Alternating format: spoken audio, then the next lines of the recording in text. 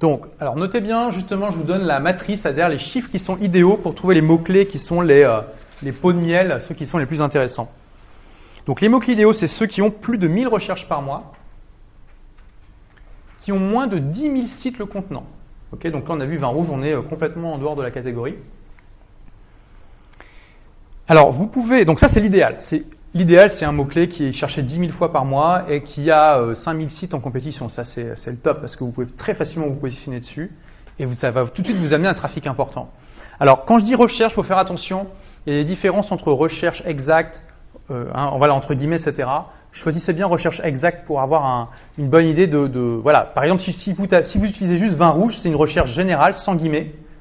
C'est-à-dire que Google va vous donner dans l'outil de génération de mots-clés uniquement, enfin, le chiffre pour tous les gens qui ont tapé 20 ou rouge, ce qui n'a aucun intérêt. Il faut vraiment choisir recherche exacte.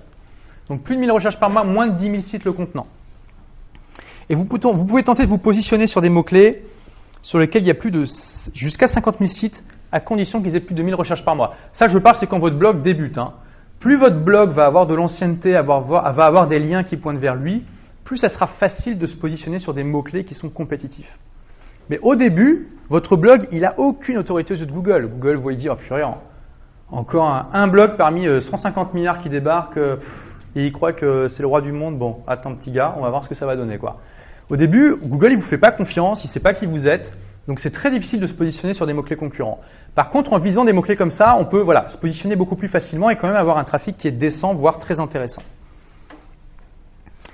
Alors, pour les mots-clés qui ont entre 500 et 999 recherches par mois, vous pouvez aller jusqu'à 20 000 compétiteurs.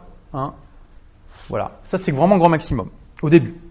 Donc, voilà, vous pouvez avoir une liste de 150 mots-clés comme ça que vous avez déterminé. Vous les filtrez avec Google Ad Planner, vous savez le trafic qu'ils ont tous les mois. Vous pouvez exporter ça dans Excel facilement.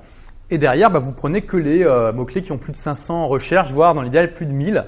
Et ensuite, il faut prendre les 50 mots-clés qui restent et aller dans Google et taper entre guillemets et regarder le nombre de compétiteurs à chaque fois. Donc c'est casse-pied, mais vous pouvez le faire et c'est gratuit. Alors heureusement, il y a un moyen d'automatiser ça.